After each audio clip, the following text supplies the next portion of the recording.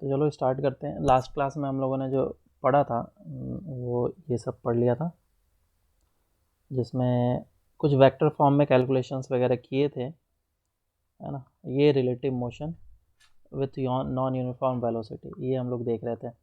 तो इसमें हमारा वेलोसिटी नॉन यूनिफॉर्म रहेगा, मतलब कि एक्सेलरेशन जो है वो कुछ भी हो सकता है, लेकिन अभी के लिए हम लोग क्वेश्चन के लिए कांस्टेंट एक्सेलरेशन एज्यूम कर रहे हैं, और उसका एक्स डायरेक्शन में और वाई डायरेक्शन में एक्सेलरेशन हो सकता है। तो हम लोग इस फार्मूले को लगाएंगे अगर वेक्टर फॉर्म में क्वेश्चन करना हो तो, और ये फार्मूला यूज़ करेंगे अगर हमें रिलेटिव में काम करना हो तो, सिंगल डायमेंशन में रिलेटिव में काम करना हो तो ये फार्मूलाज अप्लाई करेंगे।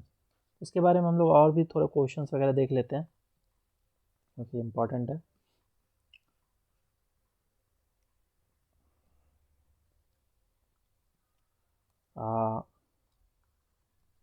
जैसे कि क्वेश्चन करते हैं, लेट्स से क्वेश्चन गिवन है कि a man moves with the speed of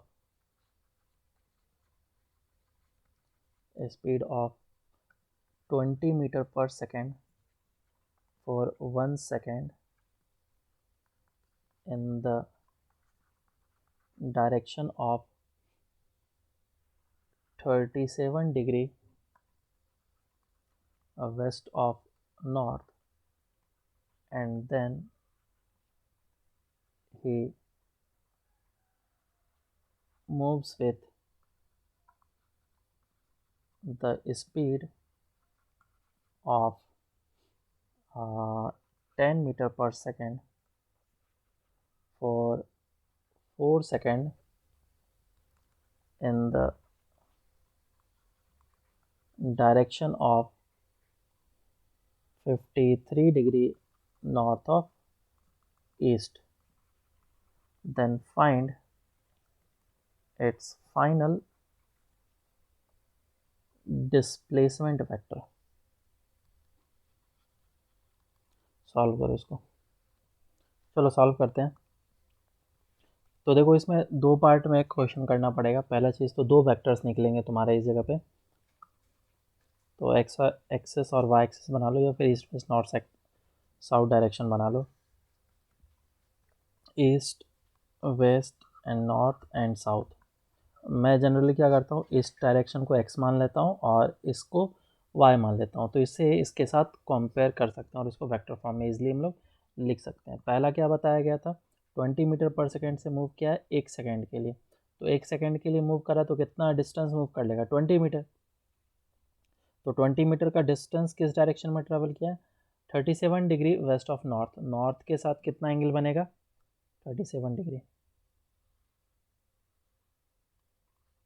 और डिस्टेंस ट्रेवल किया है 20 मीटर। तो ये पहला वेक्टर हो गया। दूसरा, moves with the speed of 10 meter पर सेकेंड फॉर 4 सेकेंड। तो 4 सेकेंड के लिए अगर मूव करेगा तो कितना डिस्टेंस मूव किया, 40 मीटर, और किस डायरेक्शन में किया है, 53 degree north of east. East के साथ कितना एंगल बनाया, 53 डिग्री। तो अगर यहाँ पे मैं शो करूँ तो 53 डिग्री एंगल बनेगा ऐसे करके। तो एक वेक्टर आएगा जिसका लेंथ होगा 40 मीटर, और वो कितना एंगल बनाएगा हॉरिजॉन्टल से, 53 डिग्री।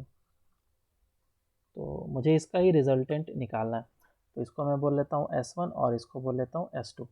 S1 कितना हो जाएगा, S1 will be equals to 20 का कंपोनेंट लेंगे एक्स डायरेक्शन में, वाई डायरेक्शन में। एक्स डायरेक्शन में कितना हो जाएगा, 20 साइन 37, ये हो जाएगा माइनस में 20 साइन 37 आई कैप, प्लस जे कैप में कितना हो जाएगा, 20 कॉस 37, 20 कॉस 37 जे कैप। S2 कितना हो जाएगा, देखो अगर इसको मैं S2 वेक्टर बोला हूँ तो इसका कंपोनेंट x डायरेक्शन में आएगा, which is 40 cos 53 i cap and plus of 40 sin 53 j cap। अब इसी दोनों वेक्टर को मुझे ऐड करना पड़ेगा और कुछ नहीं। तो पहले मैं इसका वैल्यू निकाल लेता हूँ।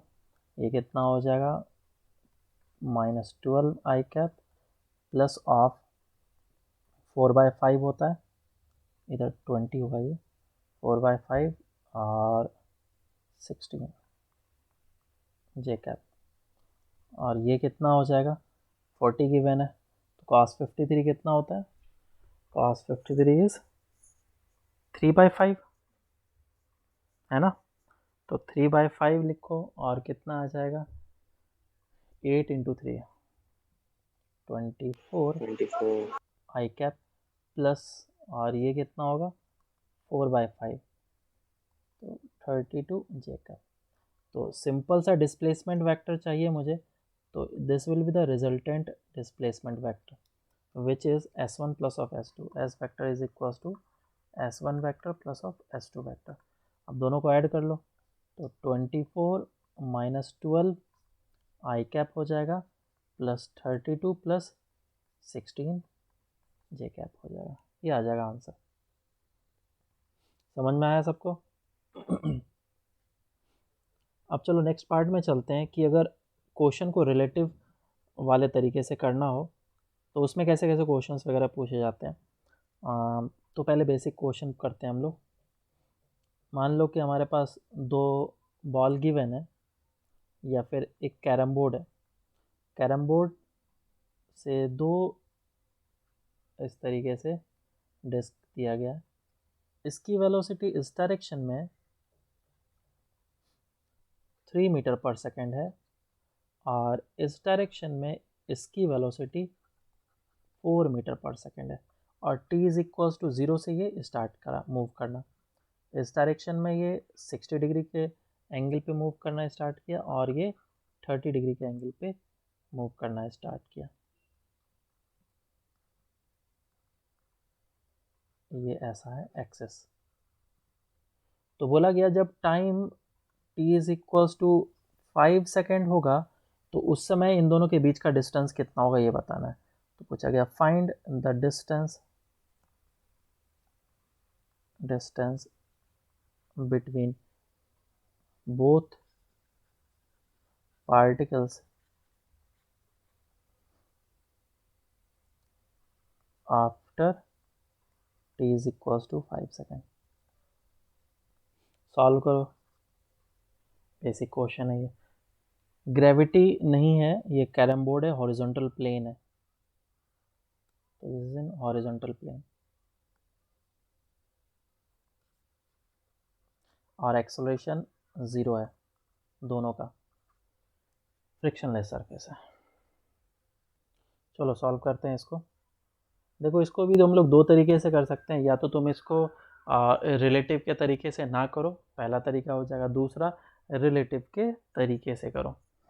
तो 2 तरीके हैं इसको सॉल्व करने के, तो कर लेते हैं। पहला जो तरीका है फर्स्ट मेथड, उसमें 10 सेकेंड के बाद उन दोनों के बीच का डिस्टेंस निकालना है। तो ये 10 सेकेंड में 5 सेकेंड में कितना डिस्टेंस मूव कर जाएगा, 15 मीटर का, और ये कितना डिस्टेंस मूव कर जाएगा इस डायरेक्शन में, दैट इज़ 4 मीटर पर सेकेंड से मूव कर रहा है, तो 20 मीटर का डिस्टेंस। तो ये पार्टिकल इस जगह पे आएगा और ये इस जगह पे पार्टिकल होगा। मुझे इन दोनों के बीच का डिस्टेंस निकालना है, तो this will be the distance between them. और तुम्हें दिख रहा होगा कि ये दोनों परपेंडिकुलर है, क्योंकि ये एंगल है 60 और ये 30, तो बचा 90। तो पाइथागोरस थ्योरम लगा लो, और पाइथागोरस थ्योरम लगा करके इसके बीच का डिस्टेंस निकाल लो, that is 15 square plus of 20 का स्क्वायर। कितना आ जाएगा ये, बोलो कितना आ रहा है ये, 25 आएगा। 25 मीटर आया। नेक्स्ट दूसरा तरीका है कि मैं इसको रिलेटिव से कर लूँ। तो रिलेटिव से करने के लिए मुझे किसी भी एक पार्टिकल को रेस्ट पे एज्यूम करना पड़ेगा। तो ऊपर है 2 पार्टिकल्स, ये पार्टिकल 1 और ये पार्टिकल 2। बोलो किसको रेस्ट पे रखो, 1 को रेस्ट पे करूँ या 2 को रेस्ट पे करूँ?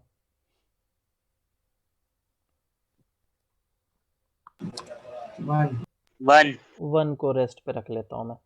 तो विथ रेस्पेक्ट टू 1 लेना पड़ेगा। तो इनिशियली क्या था, ये इस डायरेक्शन में मूव कर रहा था 3 से 1, और 2 जो था वो इस डायरेक्शन में मूव कर रहा था 4 से, और कितने एंगल पे था, 60 डिग्री के एंगल पे। अगर मुझे इसको रोकना है पार्टिकल 1 को, तो इसको पीछे की डायरेक्शन में 3 का स्पीड देना पड़ेगा, 60 डिग्री एंगल फिर से। तो दुनिया के हर एक पार्टिकल पे फिर से मुझे 3 देना पड़ेगा, और कितना एंगल होगा, 60। ये एंगल होगा 60, और ये एंगल पहले से ही 30 था। तो पार्टिकल जो 1 होगा, अब वो कहीं नहीं मूव कर रहा है, वो रेस्ट है, वो उसी जगह पे रहेगा। सिर्फ पार्टिकल 2 मूव करेगा रिजल्टेंट वेलोसिटी के डायरेक्शन में, जिसके पास 3 मीटर पर सेकेंड इस डायरेक्शन में वेलोसिटी है और 4 मीटर पर सेकेंड इस डायरेक्शन में वेलोसिटी है। और दोनों वेलोसिटी को देखो तो एक्चुअल में 90 डिग्री पे है, परपेंडिकुलर है ना। तो अगर ये 90 डिग्री पे है तो फिर से मैं पैरेललोग्राम लॉ ऑफ एडिशन से इसका रिजल्टेंट वेलोसिटी का डायरेक्शन एज वेल एज मैं ये भी बता सकता हूँ कि कितना स्पीड होगा। ठीक है, स्पीड कितना हो जाएगा, 5 मीटर पर सेकेंड, और कितने एंगल पे होगा अगर ये एंगल तुम्हें देखना है तो ये एंगल कितना होगा बोलो। अगर इसको मैं थीटा बोल लेता हूँ, so tan theta will be equals to 3/4 which is equals to 37 degree. तो पार्टिकल नीचे जा रहा है, इसके रेस्पेक्ट में पार्टिकल 1 के रेस्पेक्ट में पार्टिकल 2 जो है वो नीचे जा रहा है ऐसा, और एंगल 37 इस जगह से लिया गया है। क्यों नीचे जा रहा है, क्योंकि ये एंगल है 30 डिग्री ना हॉरिजॉन्टल से, और तुम्हारा रिजल्टेंट वेलोसिटी वेक्टर 37 डिग्री पे आया, तो जाएगा इधर। तो इसको मैं इरेज कर देता हूँ, रिजल्टेंट इसका बन जाएगा ऐसा।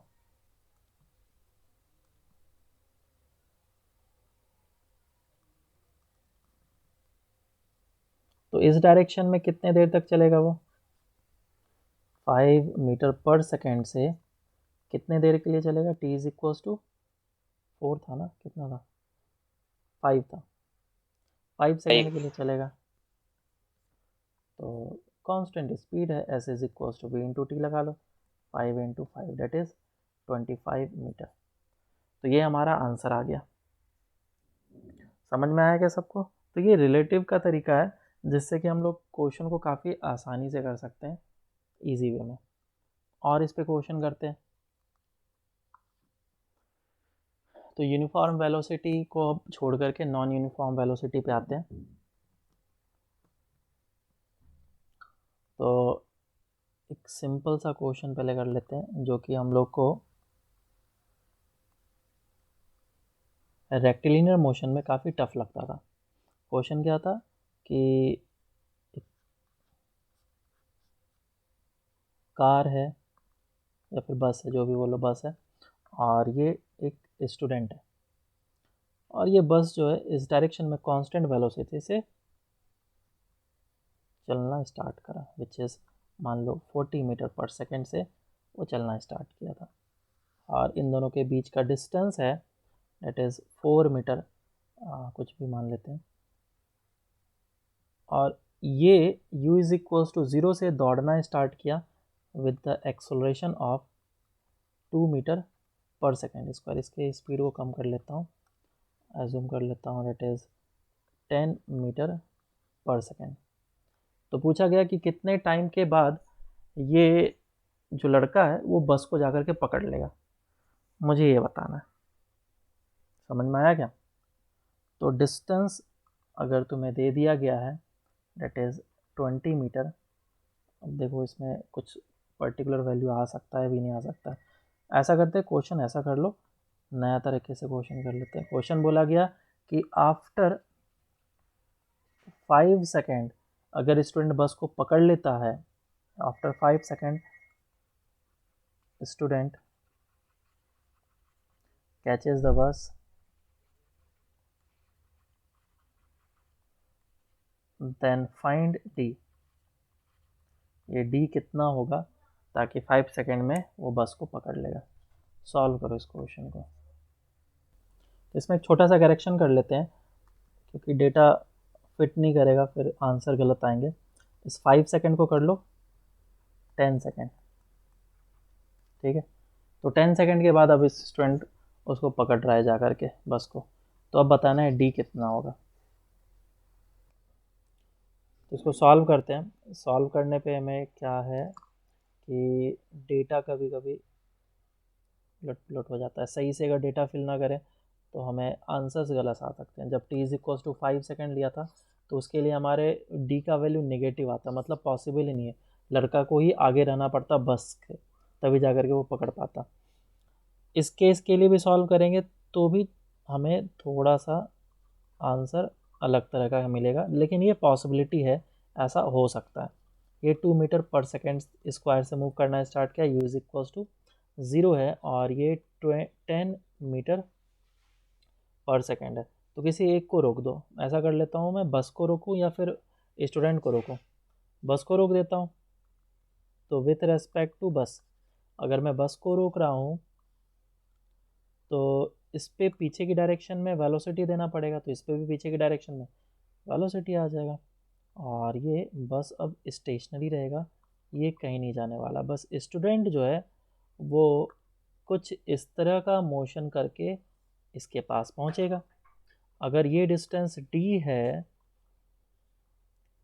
तो t is equals to 10 second में इसको इस जगह पे पहुंचना पड़ेगा।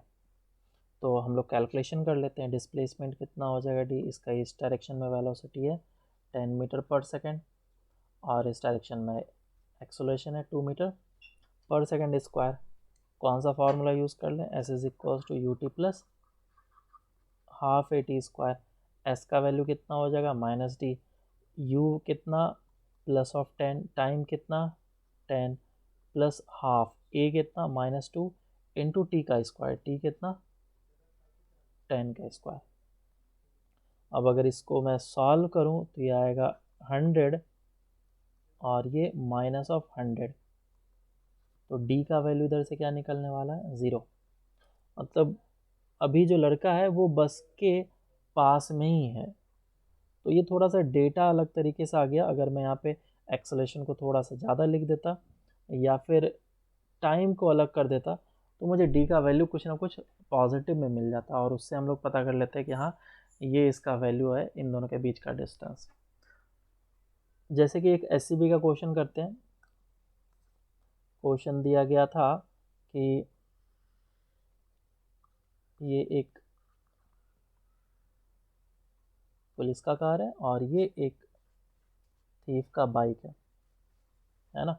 ये जो थीफ है वो v वेलोसिटी कांस्टेंट स्पीड से जा रहा है और पुलिस जो है a से एक्सेलरेट करना स्टार्ट किया।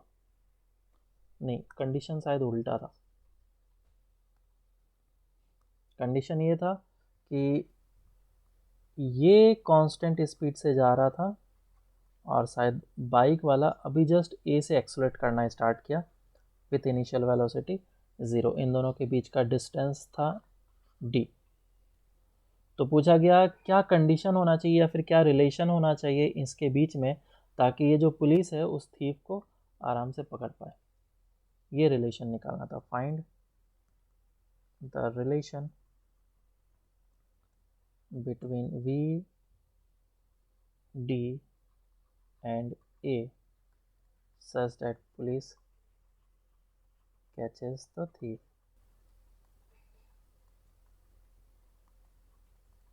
इसको सॉल्व करो। तो इसमें भी मैं क्या करता हूँ, किसी एक को रोक लेता हूँ और उसके रेस्पेक्ट में मैं दूसरे के मोशन को देखता हूँ। तो ऐसा करते हैं, किसको रोक लें बोलो, पुलिस को रोको या थीफ को रोको? थीफ को रोक लेते हैं। थीफ। तो विथ रेस्पेक्ट टू थीफ, तो अगर इसको मैंने रोका है तो इसकी velocity as well as acceleration दोनों ज़ीरो करना पड़ेगा। तो ज़ीरो करने के लिए एक्सेलरेशन मुझे इस तरफ देना पड़ेगा और इस पे भी इस तरफ, वेलोसिटी इसका पहले से ही ज़ीरो था। तो मेरे पास सिनेरियो कुछ ऐसा आ गया है कि ये थीफ अब इसी जगह पे रहेगा, ये कहीं नहीं जाने वाला है और ये जो पुलिस है ये इसके पास आएगा कांस्टेंट स्पीड v से और रिटार्डेशन हो रहा है a से। तो अगर इसको पकड़ना है तो कम से कम तो ये 0 वेलोसिटी से तो यहाँ पे पहुँच जाए, आया ना। अगर 0 वेलोसिटी से भी अगर वहाँ पे पहुँच जाता है तो भी मैं बोलूँगा उसको पकड़ लिया। And this is the distance. तो कौन सा फॉर्मूला यूज़ कर लें, v square minus u square is equals to 2s वाला। फाइनल वेलोसिटी इस जगह पे 0, इनिशियल वेलोसिटी कितना वी स्क्वायर इंटू 2, रिटार्डेशन हो रहा है और s का वैल्यू कितना d। तो ये माइनस कैंसिल आउट हो जाएगा। So v is equals to root under of 2a into d. ये रिलेशन आ जाता है। समझ में आया क्या? Yes sir. एक और एससीवी का अच्छा सा क्वेश्चन करते हैं जो कॉइन वाला हम लोगों ने किया था उस जगह पे रेक्टिलिनियर मोशन में। क्वेश्चन ऐसा था कि एक पर्सन था लिफ्ट के इनसाइड और उसने क्या किया, कॉइन को ड्रॉप किया था। अब डेटा तो मुझे याद है नहीं कितने से, जस्ट ड्रॉप किया था, है ना। लिफ्ट जो है वो एक्सेलरेट कर रहा था, किसी भी डायरेक्शन में एक्सेलरेट कर रहा होगा, वो गिवन नहीं था, वो एक्सेलरेशन निकालना ही था। तो पूछा गया था कि if the coin touches the floor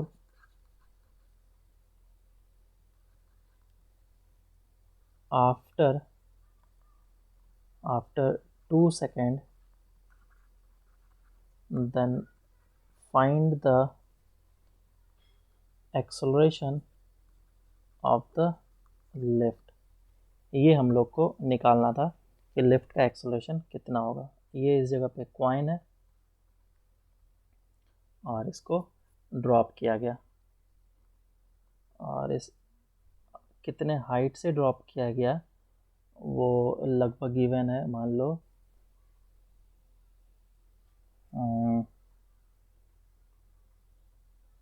24 metre assume कर लेते हैं हम लोग।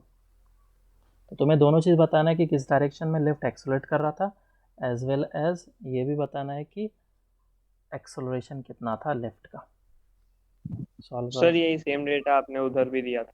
सेम डेटा था ना, चलो कोई नहीं, इसी को सॉल्व करो फिर। तो देखो इसमें सबसे पहले मैं एज्यूम ये कर लेता हूँ कि इसका एक्सेलरेशन किसी भी डायरेक्शन में है लिफ्ट का, ठीक है। तो कोई भी डायरेक्शन तो मुझे लेना पड़ेगा। किधर ले लूँ बोलो, ऊपर या नीचे लूँ? सर ऊपर।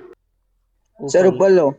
ऊपर ले लिया ए, तो ए से ऊपर की डायरेक्शन में जा रहा है ये मान लेते हैं। और एक्सेलरेशन ड्यू टू ग्रेविटी जो है डेट इज़ जी। अगर इस कॉइन को मैंने ड्रॉप करा है तो वो मैं लिफ्ट के रेस्पेक्ट में ही ड्रॉप किया हूँ, तो स्पीड जिस समय लिफ्ट का जितना भी होगा कॉइन का भी उतना ही होगा। तो इसका स्पीड अगर मैं लिफ्ट का ऊपर की डायरेक्शन में यू एज्यूम कर लेता हूँ तो इसका भी स्पीड ऊपर की डायरेक्शन में यू होगा। और क्योंकि तुमने अब जिसको रिलीज़ कर दिया है तो इसका एक्सेलरेशन ड्यू टू ग्रेविटी होगा सिर्फ नीचे की डायरेक्शन में। अब मैं ऐसा कर लेता हूँ कि लिफ्ट के रेस्पेक्ट में चले जाता हूँ, तो विथ रेस्पेक्ट टू लिफ्ट काम करूँगा मैं, विथ रेस्पेक्ट टू लिफ्ट। तो जब मैं लिफ्ट के फ्रेम में चला गया तो लिफ्ट हमारा रुक जाएगा बिल्कुल स्टेशनरी। रोकने के लिए क्या करना पड़ेगा मुझे, जो भी इसकी वेलोसिटी है नीचे की डायरेक्शन में दो, इस पे भी नीचे की डायरेक्शन में, मतलब कि ये हो गया अब रेस्ट पे। और एक्सेलरेशन को भी तो ज़ीरो करना पड़ेगा। एक्सेलरेशन ऑफ लिफ्ट कितना है, ए ऊपर की डायरेक्शन में, और एक्सेलरेशन ऑफ द पार्टिकल या फिर जो भी बॉल है वो कितना है, माइनस जी है। तो acceleration of ball with respect to lift कितना हो जाएगा, acceleration of ball minus acceleration of lift which will be minus G minus of ए। तो दोनों को मुझे क्या करना होगा, ऐड करना होगा, जी प्लस ऑफ ए। इसे हम लोग जनरली जी इफेक्टिव बोलते हैं, दिस इज जी इफेक्टिव। तो इसका नीचे की डायरेक्शन में जी इफेक्टिव है जी प्लस ऑफ ए। और ये कितने टाइम में आ रहा है, 2 सेकेंड में, और हाइट कितना दिया है 24 मीटर। तो किस तरीके से सॉल्व करें, s is equal to u t plus half of a t square. S कितना है 24, इनिशियल वेलोसिटी 0, हाफ एक्सलेशन कितना g plus of a. Minus sign को मैं हटा दिया हूँ, दोनों साइड माइनस माइनस प्लस हो जाएंगे. और टी स्क्वायर, ये हो गया टी स्क्वायर.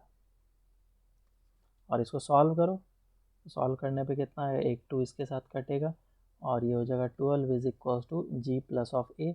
जी का वैल्यू 10 और ए और ये 12. सो ए इज इक्वल टू 2 मीटर पर सेकेंड स्क्वायर. अब ए का वैल्यू मेरा प्लस में आया है. प्लस में आने का मतलब ये कि हमने जो भी डायरेक्शन एज्यूम किया था वो सही है, तभी हमारा वैल्यू प्लस में आया. ठीक है, नेक्स्ट क्वेश्चन करते हैं. सर ऊपर करो ना. दूसरा क्वेश्चन कुछ ऐसा है कि ये बॉल है मेरे पास ए और ये बॉल है मेरे पास बी. इसको फेंका मैंने 20 मीटर पर सेकेंड से.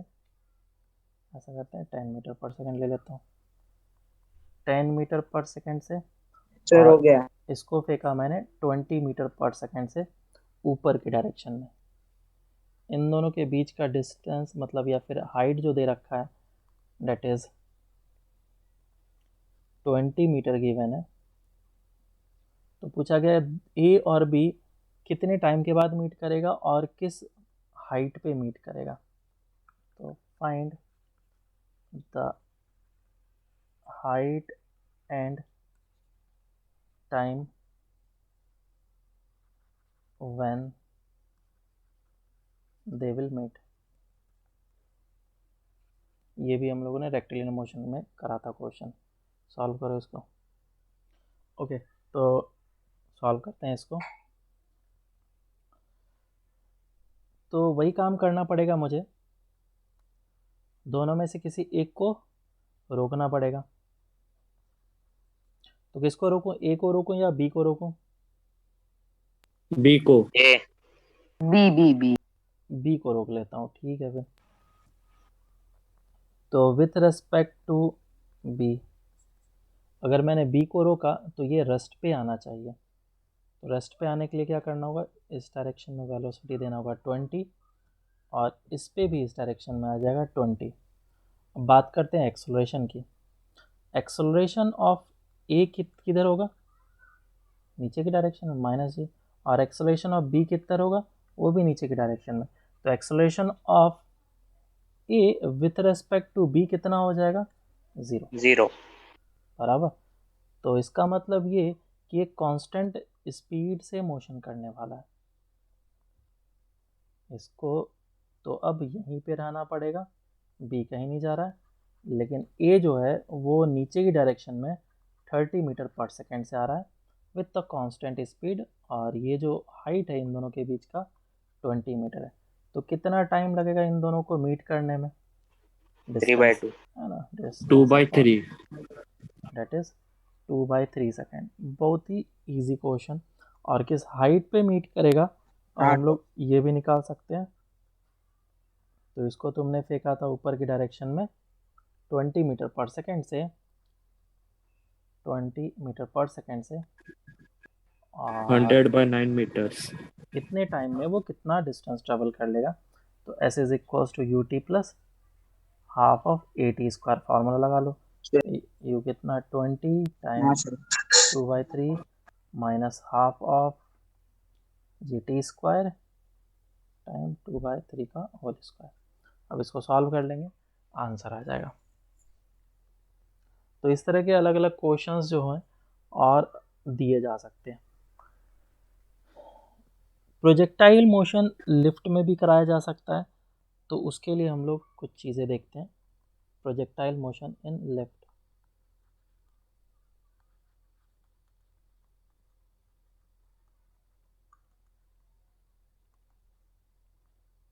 तो सर रिलेटिव मोशन ना. प्रोजेक्टाइल मोशन, लिफ्ट के अंदर प्रोजेक्टाइल मोशन हो रहा है, मतलब लिफ्ट भी मूव कर रही है और अंदर प्रोजेक्टाइल मोशन भी हो रहा है. तो केस 1, मान लो कि ये हमारे पास लिफ्ट है और ये जो लिफ्ट है ऊपर की डायरेक्शन में जा रहा है और ए से एक्सलेट कर रहा है, और तुमने एक बॉल को लिया, इस जगह से प्रोजेक्ट किया with the speed u at an angle of theta, तो ये क्या करेगा? प्रोजेक्टाइल मोशन करेगा अंदर ही अंदर। तो इस केस के लिए टाइम ऑफ फ्लाइट क्या होगा, रेंज क्या होगा, ये सारी चीज़ मुझे बताना है। तो मुझे इसको करने के लिए किसी एक को रोकना पड़ेगा। किसको रोकना है? लिफ्ट को रोक लेते हैं, ज़्यादा आसान होता है रोकना और चीज़ों को अच्छे तरीके से विजुलाइज भी कर सकते हैं। जैसे ही मैं लिफ्ट को रोकूंगा with respect to lift, acceleration कितना हो जाएगा? Acceleration of the ball with respect to the lift will be equals to कितना होगा बोलो? जी तो नीचे की डायरेक्शन में पहले ही था और इसको रोकने के लिए ए नीचे देना पड़ेगा, तो इस पर भी ए नीचे आएगा, G plus से नीचे। जी प्लस ऑफ ए। तो इसी को हम लोग जी इफेक्टिव बोलते हैं, minus of g plus of a. So this is called g effective, g plus of a. अब जो भी टाइम ऑफ फ्लाइट और रेंज और हाइट का फार्मूला हम लोग यूज़ करते थे एज यूजुअल यूज़ करेंगे। तो रेंज का फार्मूला हमारा क्या था? 2u square sine theta into cos theta divided by g था, लेकिन जी की जगह पे क्या पुट करेंगे? जी इफेक्टिव पुट करेंगे, ये फार्मूला होगा। और ये टाइम ऑफ फ्लाइट का फार्मूला, टाइम ऑफ फ्लाइट का फार्मूला क्या होता है? 2u साइन थीटा बाय जी। तो इधर लिखूंगा मैं 2u sine theta divided by g effective, और जी इफेक्टिव का फार्मूला जो वैल्यू है हम लोग ये यूज़ करेंगे, और एक h का वैल्यू। h का फार्मूला कितना हो जाएगा? h is equals to u y square by 2g, which is u square sine square theta by 2g effective. तो ये सारे के सारे हमारे वैल्यूज़ निकल जाएंगे। तो दिस इज केस 1। सर हाँ बोलो। अगर लिफ्ट की इनिशियल वेलोसिटी होगी तो भी कोई प्रॉब्लम नहीं है, इनिशियल वेलोसिटी होगी भी, तो भी क्या होगा? मैं लिफ्ट के रेस्पेक्ट में देख रहा हूँ, लिफ्ट के रेस्पेक्ट में। जैसे ऊपर हाँ। कॉइन वाला देखा ना मैंने केस, लिफ्ट की वेलोसिटी ली हाँ थी सर। मैंने, उसके बाद कॉइन की वेलोसिटी निकाली, फिर क्या आया? ज़ीरो आया। तो विथ रेस्पेक्ट टू अगर मैं लिफ्ट ले रहा हूँ तो जो भी इनिशियल वेलोसिटी होगा वही वेलोसिटी होगा u at an angle of theta. तो x डायरेक्शन में हो जाएगा u cos थीटा और y डायरेक्शन में हो जाएगा u sin theta with respect to lift. ठीक है, तो ये मैटर नहीं करता है। इस चीज़ को याद रखेंगे that g effective is g plus of a, ये काफ़ी ज़्यादा इम्पॉर्टेंट चीज़ है। तो ये कब हम लोग यूज़ करते हैं? जब हमारा लिफ्ट ऊपर की डायरेक्शन में एक्सलेट कर रहा होता है। आगे बढ़ते हैं हम लोग। अच्छा, एक चीज़ इसमें फील कराता हूँ तुम्हें। मान लो कि तुम लिफ्ट में हो, ठीक है, इमेजिन करो कि तुम लिफ्ट में हो और तुम्हें जाना है ऊपर। तुमने फ्लोर का बटन दबाया, 10 जो भी है 10th फ्लोर का 10 बटन दबा दिया और लिफ्ट स्टार्ट हुआ ऊपर की डायरेक्शन में। तो उस समय तुम्हें हैवी फील होता है या लाइट फील होता है? लिफ्ट अचानक से ऊपर की डायरेक्शन में हैवी। Heavy sir, heavy. कैसा फील हुआ? हैवी फील हुआ। और हैवी तभी फील हो सकता है जब एक्सेलरेशन जो जी का वैल्यू है वो बढ़ जाए।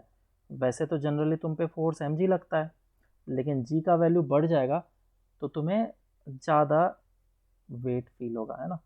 तो ये हो जाएगा m into g plus of ए। तो इस तरीके से याद रखना कि हैवी फील कब होगा? जब एक्सेलरेशन ऊपर होगा, और उस केस में g effective g plus of a हम लोग लिखेंगे।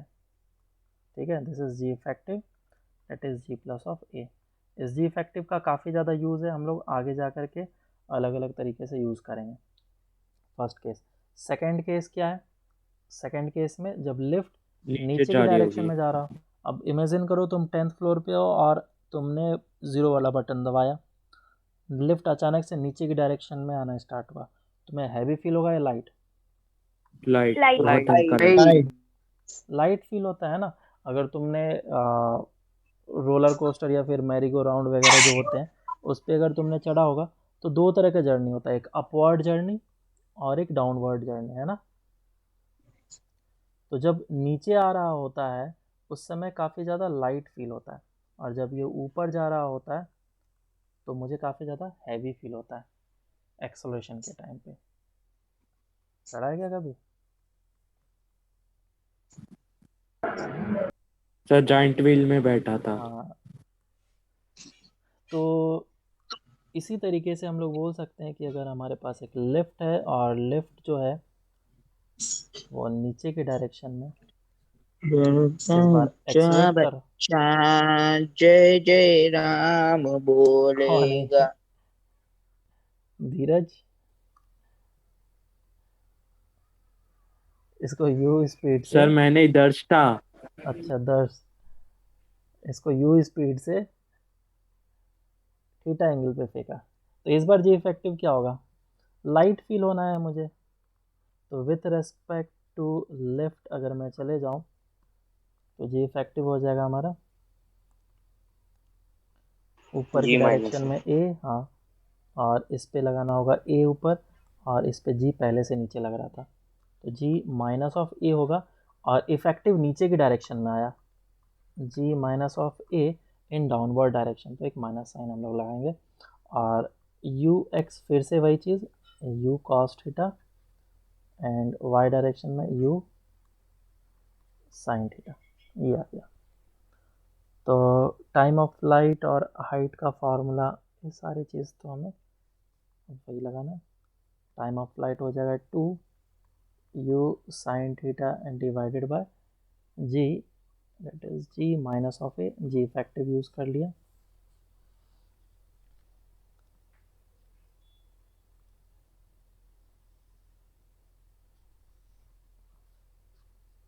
हाइट का formula u square sine square theta divided by 2g effective, that is g minus of a,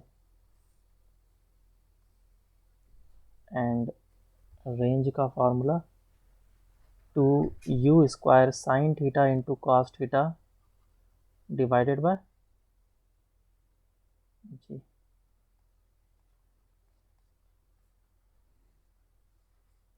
ये आ गया हमारा आंसर। तो इसे बेस्ड एक क्वेश्चन कर लेते हैं, सिंपल सिंपल क्वेश्चन ऐसा है कि ये जो लिफ्ट है,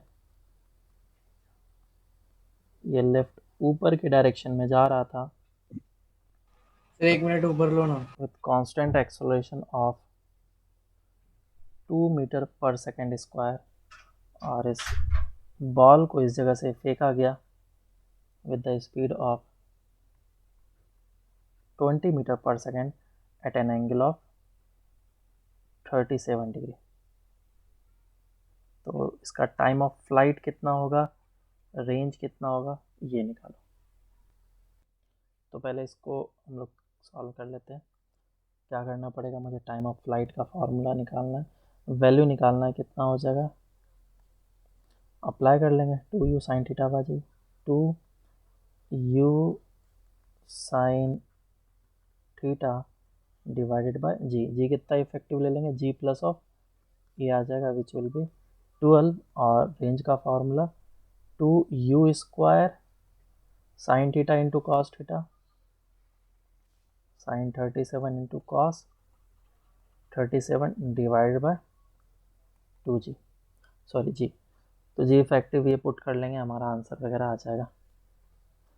दूसरा क्वेश्चन सर करते हैं फिर। टाइम मिल गया तो फिर वो रेंज आराम से निकाल लेंगे ना, स्पीड इनटू टाइम करके एक्स कंपोनेंट में। हाँ, एक्स डायरेक्शन में ना, तो उससे अच्छा तो ये कर लो ना, हाँ तुमने पहले एक्स डायरेक्शन में ये निकाला, वाई डायरेक्शन में ये निकाला, अब रेंज का फॉर्मूला क्या है, 2u(x) uy/g, ये ज़्यादा आसान है ना।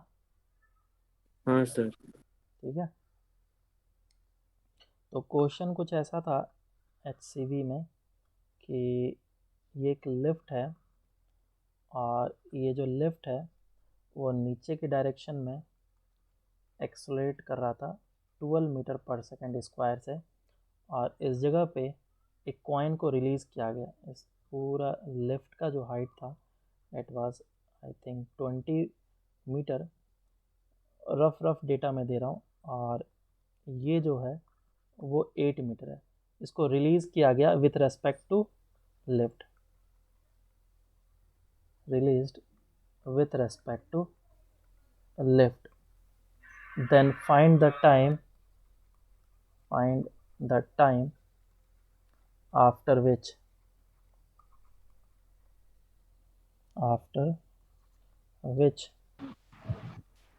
coin या फिर ball will strike the floor, strike the lift. Solve करो इसको। इस क्वेश्चन में अगर तुमने ध्यान दिया हो तो जो एक्सेलरेशन है लिफ्ट का वो काफ़ी ज़्यादा है। कितना है? 12 मीटर पर सेकेंड स्क्वायर, जी से भी ज़्यादा है। तो अगर मैं लिफ्ट के रेस्पेक्ट में चले जाऊं विथ रेस्पेक्ट टू लिफ्ट, तो लिफ्ट को रोकना पड़ेगा, और लिफ्ट को रोकने के लिए मुझे एक्सेलरेशन देना होगा ऊपर की डायरेक्शन में। तो इस पर मैंने डाला ऊपर की डायरेक्शन में एक्सेलरेशन, सेम अमाउंट में इस पर ऊपर की डायरेक्शन में डालना होगा 12, लेकिन इसका जी से तो नीचे ही है। तो नेट जो एक्सेलरेशन है इसका ऊपर की डायरेक्शन में आ जाएगा, डेट इज़ 2 मीटर पर सेकेंड स्क्वायर, और u इज इक्वल्स टू 0 से रिलीज़ करा है, और ये डिस्टेंस कितना हो जाएगा? 12 मीटर। तो ये कॉइन नीचे ना जा कर के ऊपर टच करेगा। अगर तुम इस मोशन को ग्राउंड से देख रहोगे तो ये मोशन कैसा होगा कि ये नीचे भी जा रहा है और ये भी नीचे जा रहा है, लेकिन ये ज़्यादा नीचे जा रहा है और ये कम नीचे जा रहा है। तो इफ़ेक्टिव डिस्टेंस इन दोनों के बीच में वो कम होते जा रहा है। तो वो क्या होगा? यहाँ पे पहुँचेगा, फिर क्या होगा? इस जगह पे पहुँचेगा, और अचानक से कॉइन जो है वो फ्लोर को टच ना करके वो ऊपर वाले फ्लोर को टच करेगा। तो इसलिए मैंने यहाँ पे डायरेक्ट लिफ्ट लिखा ताकि तुम्हें कन्फ्यूज़न ना हो। अब टाइम निकालना है तो ईजी है, s is equals to u t plus half of a t square कर लो। एस कितना हो जाएगा? 12, यू कितना? 0, हाफ ऑफ ए कितना? 2 इंटू टी स्क्वायर। तो टाइम कितना आ जाएगा? √12 सेकेंड। तो इतने टाइम के बाद कॉइन जा कर के वो स्ट्राइक कर देगा। आई थिंक इसमें क्या नाम है, जेई में भी ऐसा क्वेश्चन पूछा गया था, रॉकेट के अंदर स्पेसशिप के अंदर कुछ था, बॉल को फेंका गया था। क्वेश्चन पढ़ना तुम्हें समझ में आ जाएगा। तो वो भी इसी कॉन्सेप्ट पे बेस्ड क्वेश्चन था। चलो नेक्स्ट क्वेश्चन करते हैं। नेक्स्ट क्वेश्चन कुछ ऐसा है कि 3 एलिफेंट्स हैं,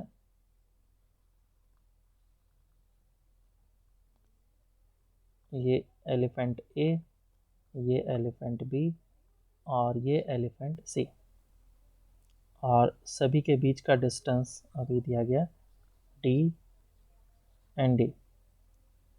ये जो है आगे की डायरेक्शन में 5 मीटर पर सेकेंड से मूव कर रहा था, ये यू से, और ये इस डायरेक्शन में 10 मीटर पर सेकेंड से मूव कर रहा था, और सभी कांस्टेंट स्पीड से मूव कर रहे हैं उसी डायरेक्शन में। ठीक है, इनिशियल जो सेपरेशन था इन दोनों का सबका दे रखा है, डेट इज डी और डी और डी। बोला गया व्हेन, क्वेश्चन है when b catches c, separation between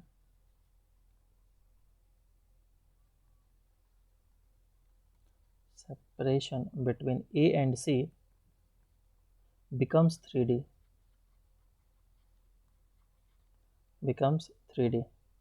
तो पूछा गया find the speed of B।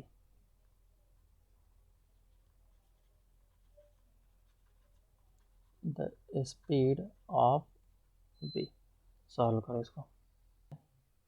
देखो ये जो क्वेश्चन है इस टाइप का मैंने क्वेश्चन कराया हुआ था, तो सिंपल सा मैंने क्या बताया था ट्रिक कि किसी एक को रोक लो, है ना, उसके बाद फिर देखो।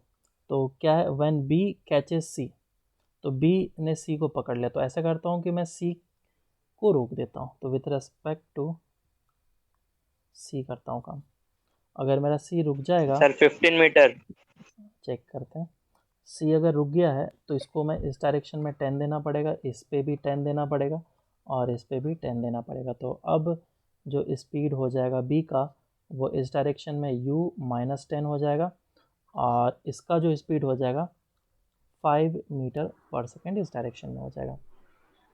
तो क्वेश्चन में क्या बोला है कि व्हेन बी कैचेस सी, तो जब बी सी को पकड़ लेगा तो कितने टाइम में पकड़ लेगा, इन दोनों के बीच का डिस्टेंस डी है, तो कितने टाइम में पकड़ लेगा, D divided by you minus of 10, u-10 इतने टाइम में पकड़ लेगा। तो ए एंड सी के बीच का डिस्टेंस कितना हो जाएगा, 3d।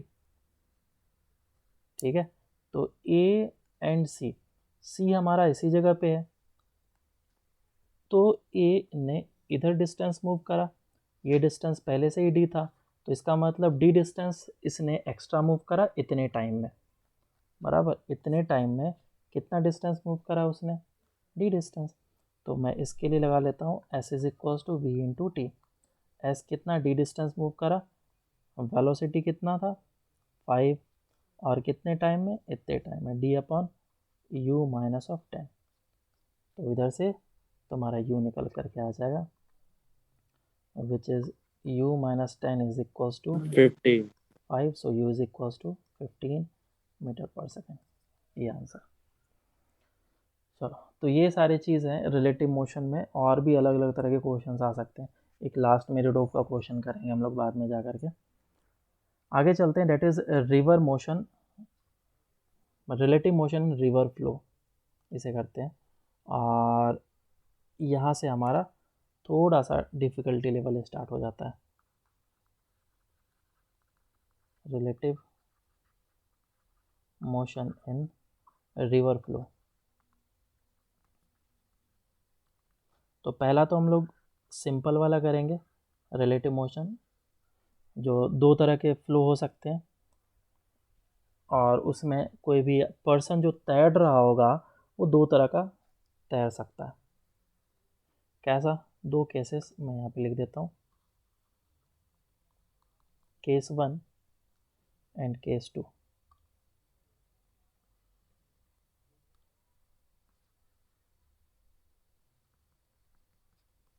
ठीक है, मान लो कि ये हमारे पास रिवर है, और रिवर जो है, रिवर में करंट होता है, तो रिवर की कुछ वेलोसिटी होती है। तो मान लो इस डायरेक्शन में रिवर की वेलोसिटी है वी आर, और सेम मैं यहाँ पे भी ड्रॉ कर लेता हूँ कि ये जो रिवर है, इस रिवर की वेलोसिटी इस डायरेक्शन में वी आर। अब कोई भी जो पर्सन है वो स्विम करेगा, वो दो डायरेक्शन में स्विम कर सकता है, या तो रिवर के फ्लो के डायरेक्शन में, या फिर रिवर के फ्लो के अपोजिट डायरेक्शन में। तो केस 1 में अगर वो रिवर के डायरेक्शन में स्विम करेगा तो क्या होगा, ठीक है। तो मान लो कि अगर फ्लो नहीं रहता, तो उस समय जो आदमी है वो कुछ वेलोसिटी से मूव कर पाता, बराबर। और दूसरा केस मैं यहाँ पे दिखा देता हूँ, थोड़ा सा कन्फ्यूज़न ना हो जाए, इसलिए मैं थोड़ा सा धीरे धीरे करके समझाऊंगा। ये इस डायरेक्शन में जाने की कोशिश कर रहा है,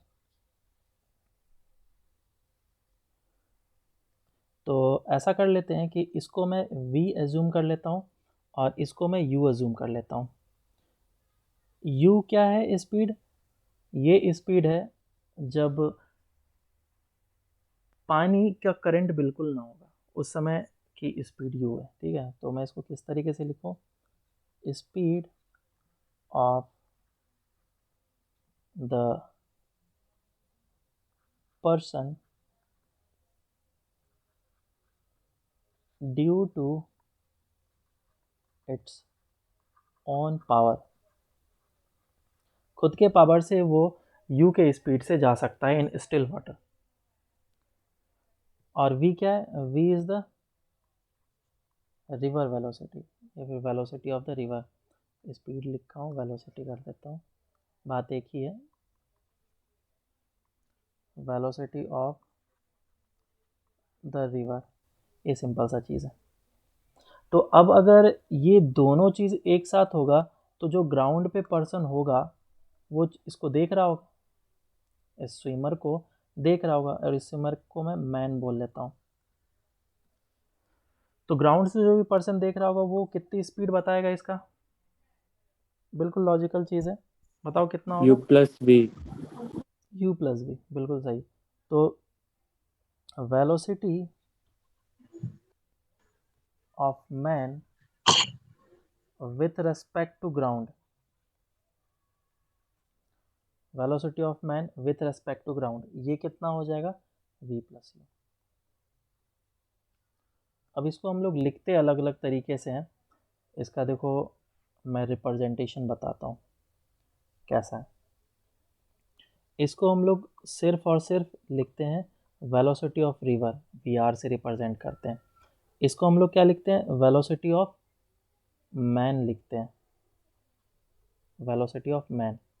और इसे क्या लिखते हैं? इसे लिखते हैं velocity of man with respect to river.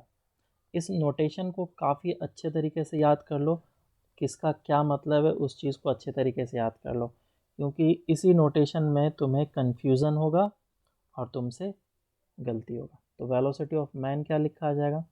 This will B इन दोनों का summation, velocity of man with respect to river plus velocity of river.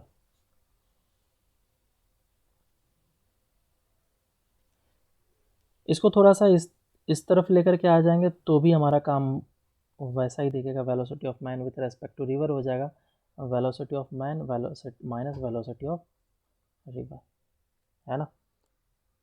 तो ये था हमारा फर्स्ट केस। सेकंड केस क्या है?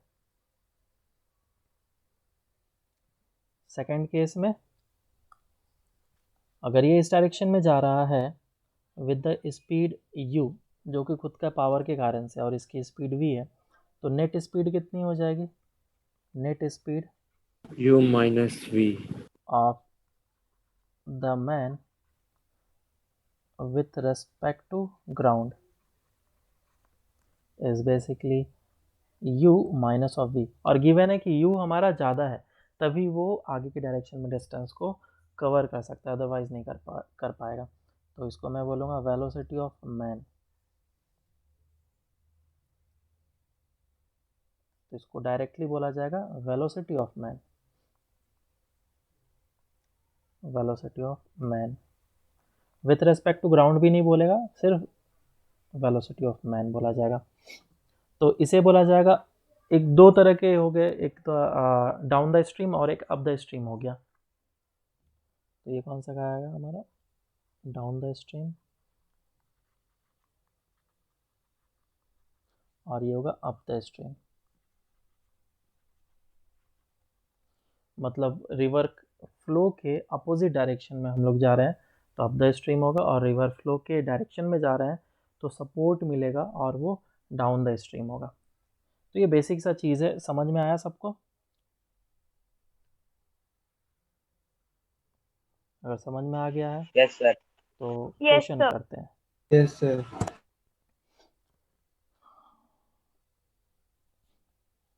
तो थोड़ा ऊपर करो ना।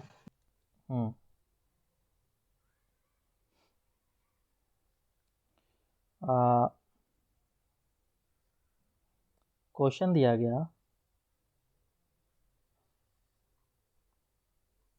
कि एक पॉइंट ए है और ये पॉइंट बी है, इन दोनों के बीच का डिस्टेंस है डी, ठीक है। तो एक पर्सन है जो कि ए से स्टार्ट करता है स्विम करना और बी पे जाता है, और फिर वापस से बी से स्विम करके वापस से ए पे जाता है, और रिवर की वेलोसिटी दे रखी है डेट इज़ v इस डायरेक्शन में। तो क्वेश्चन पूछा गया, find the time taken by the person to go from A to B and then from B to A। इसको हम लोग राउंड ट्रिप बोलते हैं। अगर A से B गया और वापस B से A आया तो राउंड ट्रिप होगा।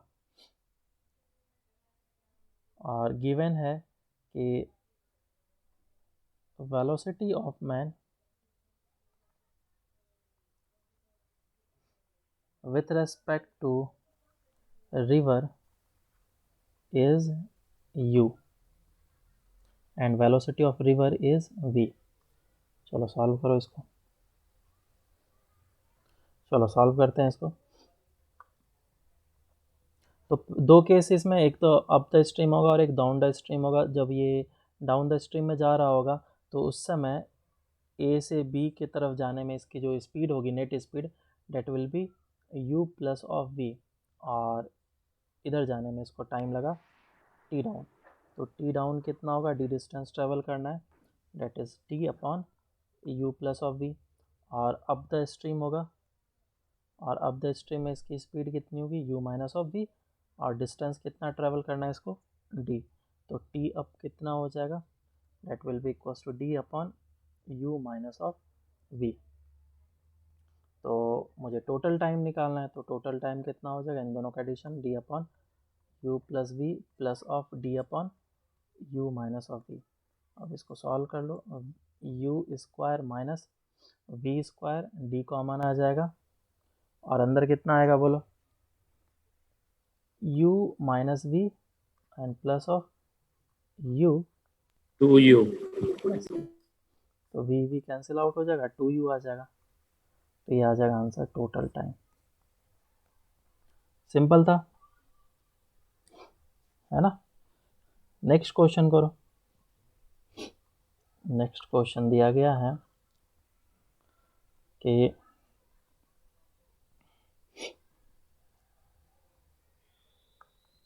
द वेलोसिटी थोड़ा ऊपर लो ना। of a man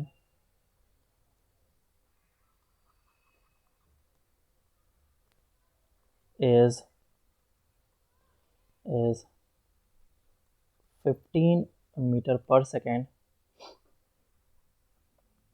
नहीं, इसको मैं बोल लेता हूँ। The velocity of the man is v and the velocity of river is u, then find the time taken for a round trip। ये है पॉइंट ए और ये है पॉइंट बी, और ये रिवर है, और इन दोनों के बीच का डिस्टेंस है डी। सॉल्व करो अब इसको, चलो इसको सॉल्व करते हैं। Sir 2 dv by v square minus. हाँ सर, मेरा भी वही आ रहा है। ओके, तो देखो यहाँ पे जो मुझे वेलोसिटी दिया गया है, that is the velocity of man. अगर वेलोसिटी ऑफ मैन गिवन है और ऊपर क्या दिया गया था, ये जो हमें दिया गया था, ये velocity of man with respect to river दिया गया था। तो सेम क्वेश्चन नहीं है, ये डिफरेंट क्वेश्चन है। तो वेलोसिटी ऑफ मैन क्या होता है, velocity of man is basically velocity of man with respect to river plus of velocity of river. तो वेलोसिटी ऑफ मैन है v, और velocity of man with respect to river which is the velocity due to its own power. तो ये खुद के power से कितनी speed होगी वो हमें निकालनी है, और वी आर कितना है u। So velocity of man with respect to river कितना हो जाएगा, v माइनस यू। तो ये एक्चुअल में उसकी स्पीड है स्टिल वाटर में। अगर पानी शांत होगा तो इतने स्पीड से वो जा सकता है। अब क्योंकि रिवर स्ट्रोक इस डायरेक्शन में है, हम लोग मान रहे हैं वेलोसिटी ऑफ रिवर कितना है, u है। तो इस डायरेक्शन में जब ये डाउन द स्ट्रीम जाएगा तो डाउन द स्ट्रीम में इसकी स्पीड कितनी होगी, v, और d डिस्टेंस ट्रेवल करना है, तो टाइम कितना लगेगा, d बाई वी, क्योंकि मुझे ऐड करना पड़ेगा इसमें u। और जब अप द स्ट्रीम होगा तो अप द स्ट्रीम में क्या हो जाएगा, तुम्हें this speed minus of u करना पड़ेगा। This is the speed due to its own power v minus u, और u स्पीड से इसको ड्रैग कर रहा है तो माइनस यू करना होगा। तो this is the net speed. Net speed कितना आ गया, v माइनस 2u। तो अब जो टाइम लगेगा ऊपर जाने में डी डिस्टेंस ट्रैवल करने में, वो कितना होगा d divide by v minus 2u। अब इन दोनों टाइम को मुझे ऐड कर लेना है। So net time will be equal to t1 plus of t2 d by v plus d upon v minus 2u। अब जो भी है इसको सॉल्व कर लो, डी कॉमन ले लो, 1 by v plus 1 upon v minus 2u d और v minus 2u plus of v divide by v into v minus 2u। तो कितना आ जाएगा 2v minus 2u divided by v square minus 2uv। ये आएगा हमारा टोटल टाइम। तो question को अच्छे तरीके से पढ़ो, क्योंकि रिलेटिव मोशन जब हमारा क्वेश्चन आता है तो वो सिर्फ सेंटेंस में ही कॉम्प्लिकेटेड होता है। अगर मैं उसका डायग्राम बना करके दे दूँ तो तुम भी आसानी से उस क्वेश्चन को बना सकते हो, लेकिन अगर सेंटेंस में लिखा हुआ है तो वो 50% ज़्यादा टफ है। तो सेंटेंस को हमेशा देखा करो और उसको देख करके फिर हमेशा सोचा करो कि वो डेटा दिया गया है तो मुझे क्या दिया गया है, तभी तुमसे सही में आंसर निकलेगा अच्छे तरीके से। समझ में आया क्या? हाँ सर। हाँ हाँ सर। तो ये हमारा फाइनल आंसर। ठीक है, फिर बाकी हम लोग नेक्स्ट क्लास से स्टार्ट करेंगे।